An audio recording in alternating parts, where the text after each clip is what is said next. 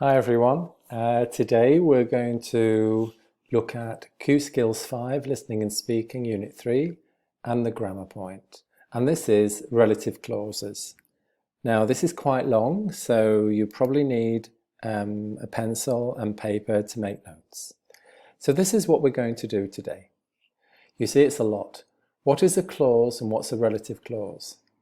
Relative clauses for people and things. Now, what do I mean by relative clauses? It's basically the use of who, which, or that. And when I say over to you, we're going to practice. So we're going to practice with who, which, or that. Then I'm going to ask you to choose again. We'll do a quick review because this can be quite complicated. Then we'll look at something more complicated, which is the relative clause as the subject of a verb. The relative clause is the object of a verb. Then you're going to practice deciding if the relative clause who, that, or which is the subject or the object.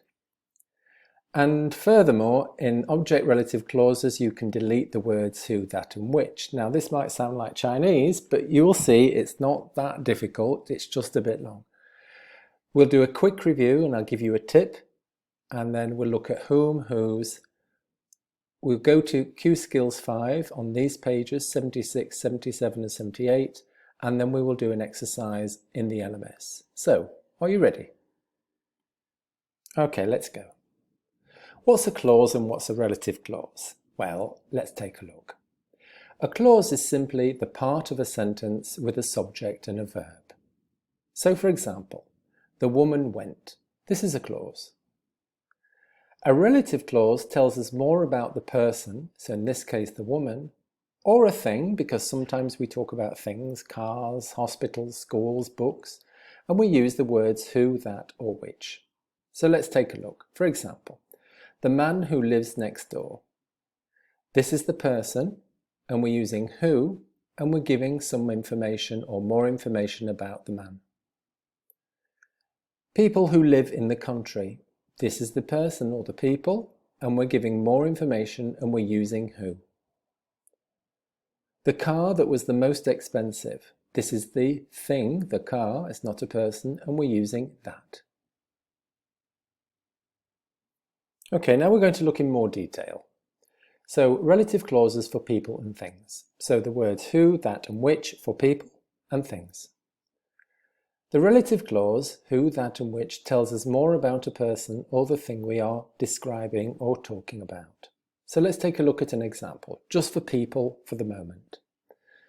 Look at these three little phrases or sentences.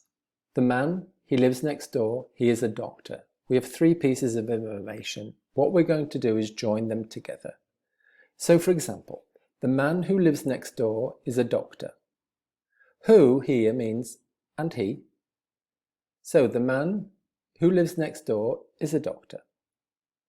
The man that lives next door is a doctor. We can actually use who or that. You decide. It doesn't really matter.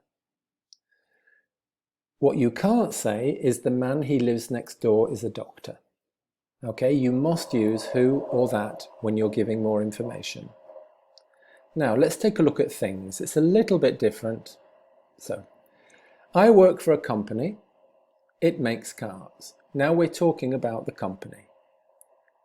I work for a company which makes cars. Here we do not use who, because who is for people. We're using which because this is for things. And basically which means and it. I work for a company that makes cars. We could replace which with that.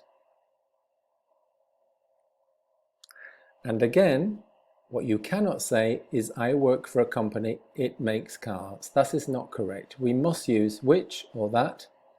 Like in the first example, for people we must use who or that. Now this sounds a little bit complicated, so what we're going to do now is practice. So you'll need a pen and paper, and I would like you to pause the video when I tell you and to think. So I want you to use who, which or that. First of all, for people, and I want you to use who or that. Let's have a look at an example. For example, a doctor. A doctor is a person who looks after your health. That's my example. Then I want you to give examples for a teacher and a policeman. Next, let's describe these things using which or that. For example, an iPad. An iPad is a small computer that is very expensive. We could also say an iPad is a computer which is very expensive. I'd like you to give some examples for an Orange and Etihad Airways. Pause the video now and then we'll look at my examples. Okay, here goes. I said a teacher is a person who or that helps students learn. A policeman is a man who or that controls the traffic. Did you get something similar? And an orange is a fruit which or that is full of vitamin C. An Etihad Airways is an airline which or that flies to many different countries. So now you know that relative clauses are basically the words who, that, or which. Okay, now it's time for a first review of this, because this is a lot of information. So let's listen very carefully. Remember, who, that, and which gives us extra information about the person or the thing we are talking about. For example, a man was injured in the accident. He is now in hospital. We're going to join the sentences together with who or that because this is a person. So for example, the man who or that was injured in the accident is now in hospital. Who and that basically means and he. The man he was injured in the hospital is the man he was injured in the accident is now in hospital. That is not correct. We must use who or that. We bought a car, it has broken down. The car which or the car that we bought has broken down. Here, which or that basically means and it. What you can't say is the car it we bought has broken down. We must use which or that. Okay, next we're going to look at this. When the relative clause, that is who, which or that, becomes the subject of the verb. So these are called subject relative clauses. And notice that the verb comes after the words who, which or that. Here are some examples. That is, who live, who is, that costs. The verb comes after the relative clause. So this is now a subject relative clause. The man who called me was my boss. And remember, we use who or that for people and we use which or that for things. Now things get a little bit more complicated. We're going to look at the relative clause, so that's who, that or which, as the object of a verb. But first of all, what's the object of a verb? Well, it's basically the word that the verb affects. So let's take a look. My sister made some cakes. Some cakes is the object of the verb. We ate the cakes. Some cakes again is the object of the verb because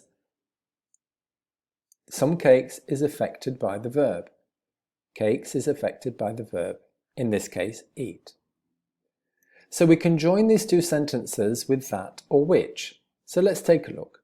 We ate the cakes that my sister made, or we ate the cakes which my sister made.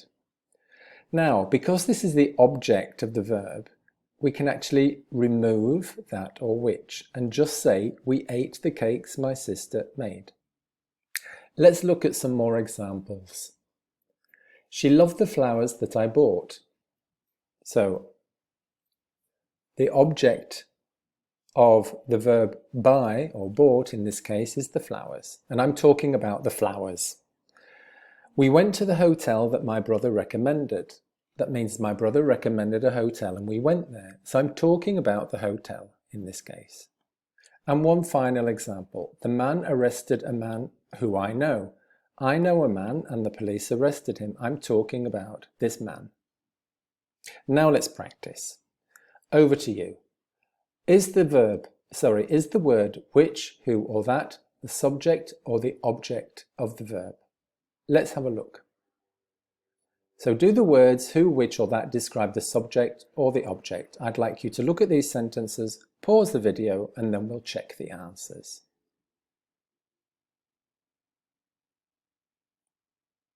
Okay, pause the video and see if you can guess. These are the answers. Did you get the same?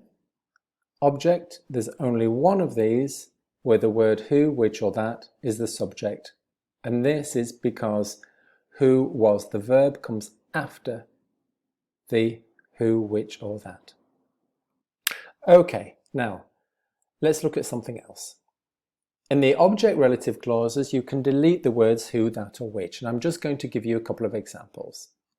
I visited a place that my friend had recommended. We don't need to use that or which here, so we can say I visited a place my friend recommended. Here's two more examples. He lost the money I had given to him is the same as he lost the money which I had given to him. And we ate the fruit that I had bought is the same as we ate the fruit I had bought. So when it's the object of the verb, we can delete the that, the which, or the who. Now, a quick tip for you. If the word after who, which, or that is a verb, then it's a subject relative clause. For example, the students who arrive early always get better grades. Or the healthiest people are those who do sport. The verb is after the relative clause. If the word after who, which, or that is not a verb, then it's an object relative clause. For example, the person who I like is the most is my father, and the man who you saw was my uncle. Okay, just two more things, and then we'll go to the book. Whom. Now, we can use whom instead of who, again, when it's the object of the verb. Let's take a look. But this is very, very formal, and you would not use it with your friends, for example, when you're having dinner. So the king is a person whom I admire. Now, you can use this with whom, but you could also say who I admire, which is less formal, and because it's the object, you can completely omit it and just say the king is a person I admire. And the final thing we're going to look at today is this one, whose. We use whose instead of the words his, her, or their. Let's take a look what I mean.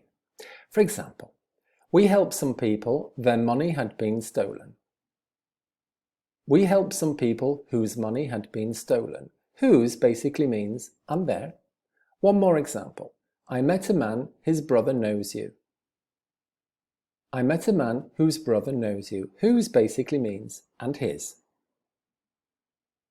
Okay, now it's time to practice. I'd like you to go to Coursework 5, Listening and Speaking Unit 3, and turn to pages 76, 77 and 78 in your listening and speaking books. This is what it looks like. Okay, and this is what you will see on page 77. You have the explanation of the relative clauses, and I want you to go to this exercise here, which is on page 77 at the bottom. Here you have a listening exercise. You will listen to some sentences. For each one, circle the noun or pronoun that the relative clause is talking about, basically, or modifies. You will hear a conversation. Does that refer to events, dates, or confusion? If you think it's dates, you choose B. If you think it's events, you choose A. What I'd like you to do is try that exercise now, and then at the end I will give you the answers. This is on page 77 and page 78. Then finally, I'd like you to go to Listening and Speaking in your LMS. I'd like you to choose the activity from Unit 3. So here we go to practice, Unit 3. I would like you to do the grammar relative clauses exercise here. Choose the correct relative clause to complete each sentence by adding information to the words. So, there were many students in the experiment, and it's who, that, or which. Who were easily distracted, whom couldn't see the bouncing ball, or neither answer is correct. If you think that one is correct, that's the one that you choose. Now, you need to be very careful and probably review this video as you do it. Okay. These are the answers to the Listening and Speaking Unit 3 in the book. Thank you for watching and listening.